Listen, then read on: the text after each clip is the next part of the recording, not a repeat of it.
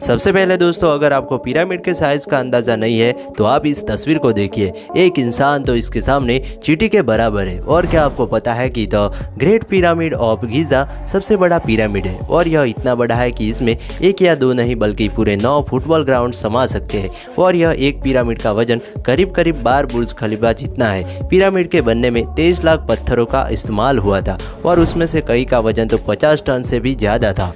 लेकिन क्या आपको पता है कि इतने हेवी पत्थर बिना किसी मशीनरी और ग्राइंडर के बगैर कैसे इतने परफेक्ट शेप में काटे गए और इन्हें इतना ऊपर बिना क्रेन के कैसे पहुंचाया गया। वैसे वो पत्थर 250 किलोमीटर दूर से लाए जाते थे और उस जमाने में इतने वजनी पत्थरों को नहीं तो कोई जानवर उठा सकता था और नहीं तो उस वक्त कोई ऐसी मशीनें थी। तो आखिरकार ये 23 लाख पत्थर यहाँ पर लाए कैसे गए। वैसे इस पिरामिड ने 150 सालों से रिसर्च को परेशान करके रखा है कि आखिर इस पिरामिड के अंदर ऐसा क्या है। लेकिन सभी के सभी रिसर्च के मुंह खुले के खुले रह गए जब उन्होंने पिरामिड में सुरंग के जरिए एक रोबोटिक कैमरा भेजा। ऐसी क्या चीज थी पिरामिड के अंदर जिससे पिरामिड के सारे राज बाहर आ गए। और यह सब जानने के लिए वीडियो को अंत तक जरूर देखना और चैनल को सब्सक्राइब जरूर कीजिए। दोस्तों, जब यह रहस्यमय पिरामिड की कंस्ट्रक्शन शुरू करी गई तो बहुत सारे परफेक्ट शेप के पत्थरों की जरूरत थी। लेकिन उनके पास उस जमाने में ग्राइंडर भी नहीं था। तो फिर उन्होंने इस पत्थरों को परफेक्टली कैसे काटा होगा। अगर आप नहीं जानते तो आप यह देखिए, यही वह टूल है जिससे उन 50 टन वजनी पत्थरों को परफेक्टली काटा गया। एक्सपर्ट को पता था कि कॉपर नरम होती है, इसीलिए उसे सही से काटा नहीं जाता। इसीलिए उनका यह मानना था और इसीलिए उन्होंने उसमें एक केमिकल ऐड किया हुआ था और उस केमिकल का नाम था एयर सैनिक। और एयर सैनिक और कॉपर से बने सैनिक को लकड़ी के हाथों से पत्थरों पर ठोका जाता था। अब यह बात मैं आपको बता दूं, इतने भारी पत्थरों की कटाई कंस्ट्रक्शन साइट से 250 किलोमीटर दूर तोरा शहर में हो रही थी। लेकिन सवाल यह है कि इतने भारी पत्थरों को उस समय वहां से लाया कैसे गया, क्योंकि यह पत्थर उठाना किसी भी जानवर की बस की बात नहीं थी और ना ही उस वक्त ट्रक वगैरह होते थे। दरअसल रिसर्च ने यह अंदाजा लगाया कि यह काम वर्कर्स और कश्ती यानी कि नाव के जरिए किया गया है। तोरा और गीजा के बीच बहती हुई नदी का फायदा उठाया गया।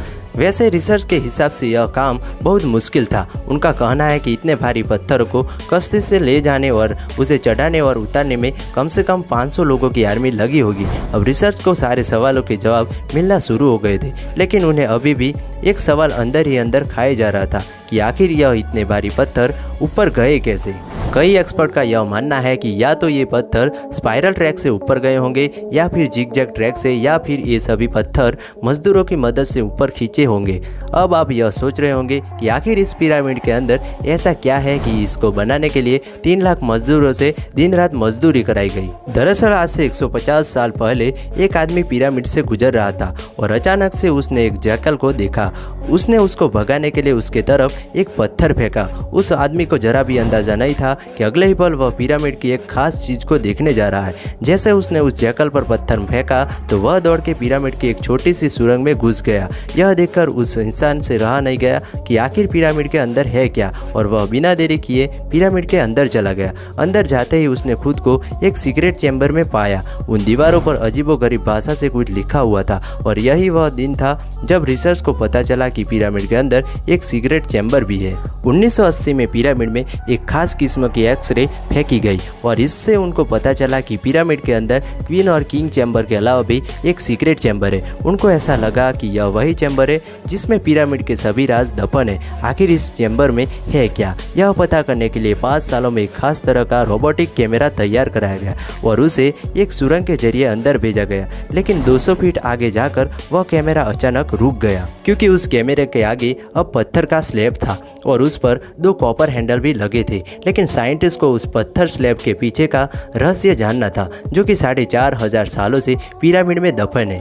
और उसके लगभग 8.5 सालों के बाद एक और कैमरा तैयार किया गया जिसके आगे एक ड्रिल मशीन थी, जिसने 2001 में लाइमस्टोन से बने पत्थर में एक छेद कर दिया। जब कैमरे ने उसके अंदर देखा तो उसके अंदर एक और पत्थर का स्लैब मौजूद था। लेकिन जब कैमरे का एंगल नीचे की तरफ किया गया तब सबके उनके रोंगटे खड़े हो गए। उन्होंने देखा कि जमीन पर कुछ खास तरह के अल्फ़ाबेट लिखे हुए थे और वह अल्फ़ाबेट उसको सील करते वक्त 4500 साल पहले लिखे गए थे, जिसे आज तक कोई भी एक्सपर्ट नहीं समझ पाया। लेकिन उनका यह मानना है कि उस स्लैब के पीछे जरूर कोई सीक्रेट चैम्बर मौजूद है जिसमें पिरामिड के सारे राज दफन है। हो सकता है कि फ्यूचर में कोई रोबोटिक कैमरा बनाया जाए जो पिरामिड में जाकर सब कुछ देख सके। तो दोस्तों, यह था आज का वीडियो। आपको क्या लगता है कि पिरामिड के अंदर वो कौन सा राज दफन है जिसे साइंटिस्ट कई सालों से ढूंढने में लगे हुए हैं? और आपको यह वीडियो कैसी लगी हमें कमेंट सेक्शन में ज़रूर बताएं और आगे भी ऐसी वीडियो देखने के लिए चैनल को सब्सक्राइब करना मत भूलिएगा।